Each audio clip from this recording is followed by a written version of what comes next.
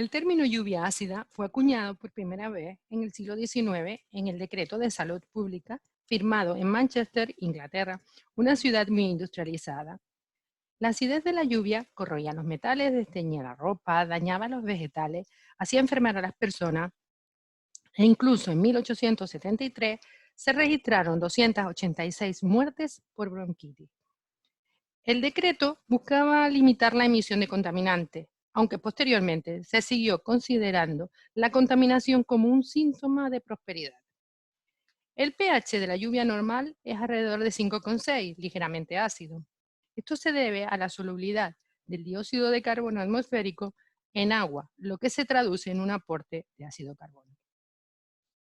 Se considera lluvia ácida la que tiene un pH inferior a 5.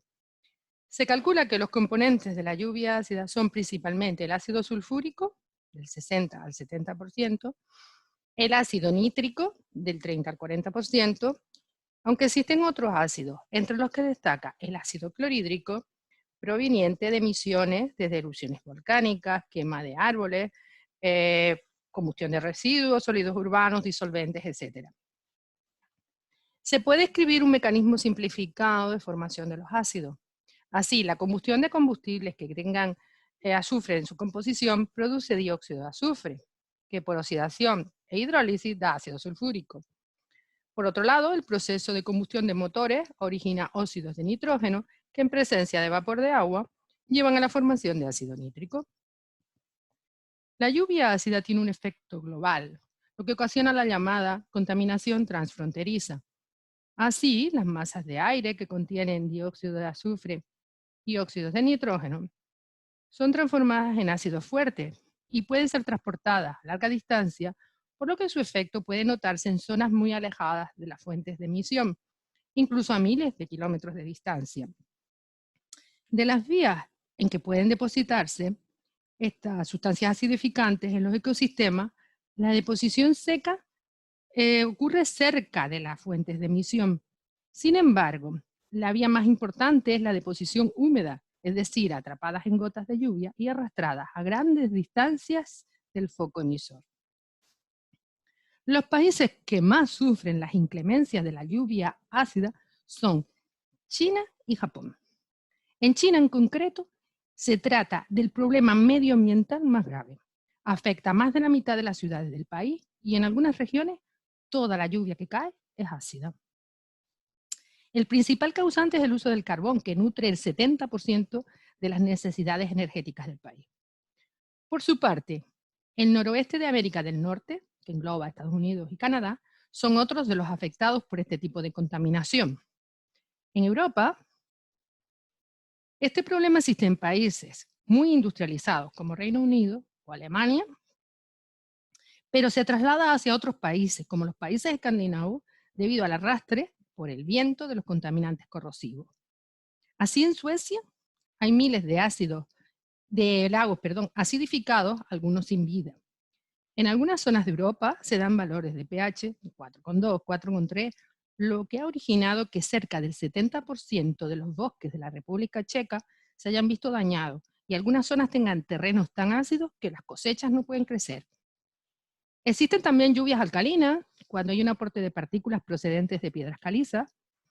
Es el caso del sur de Europa o Canarias debido al aporte de partículas cálcicas procedentes del desierto del Sáhara.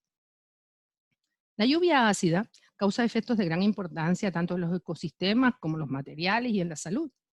Sobre los ecosistemas. La disminución del pH de lagos y ríos provoca una disminución de la vida acuática. Así, los peces tienen distinta tolerancia a pH bajos, pero todos son vulnerables. Por ejemplo, un pH por debajo de 4 es letal para los salmones. Sobre los suelos, se traduce en un lixiviado de nutrientes importantes para las plantas, como calcio, magnesio y potasio, lo que las hace menos productivos para el cultivo. Otro efecto es la movilización de metales tóxicos. Por ejemplo, en los suelos con silicatos de aluminio y calcio, el aluminio puede movilizarse causando problemas en las raíces de las plantas y afectando a su crecimiento. Asimismo, la lluvia destruye la cera protectora de la soja, que interfiere en el proceso de fotosíntesis afectando su crecimiento, iniciando la defoliación y muerte. El efecto también se observa en el deterioro de la estructura y aparición de manchas o pérdidas de color, no solo en las hojas, sino también en las flores. El deterioro de papeles, documentos en papel y textiles, como las medias de nylon, es acelerado por la presencia de las sustancias acidificantes presentes en la lluvia ácida. Las construcciones, estatuas y monumentos de piedra calcárea sufren erosión por efecto de la lluvia ácida. Así, el carbonato de calcio reacciona con ácido sulfúrico para dar sulfato de calcio hidratado, que es más voluminoso que el carbonato y provoca desconchamientos y desintegración de la piedra. Este fenómeno recibe el nombre de mal de la piedra y provoca graves daños en el patrimonio artístico y cultural. La velocidad de corrección de materiales metálicos es acelerado por la bajada del pH, lo que se traduce en pérdidas millonarias al cabo del año por la necesidad de reposición de materiales, principalmente de tipo férreo. La lluvia ácida no causa efectos directos sobre los seres humanos. Caminar bajo la lluvia ácida o nadar en un lago ácido no es peligroso porque el pH de la piel está en torno a 5, lo que suelen llamar las casas comerciales pH neutro. Pero los precursores, los óxidos de azufre y nitrógeno, y los productos resultantes, partículas de sulfato y nitrato, ejercen efectos muy nocivos sobre los animales y el hombre, principalmente irritaciones de los ojos y del sistema respiratorio. Muchos estudios científicos han establecido una relación directa entre los niveles de partículas conteniendo sulfatos y nitratos y el aumento de enfermedades y muertes provocadas por problemas cardiorrespiratorios.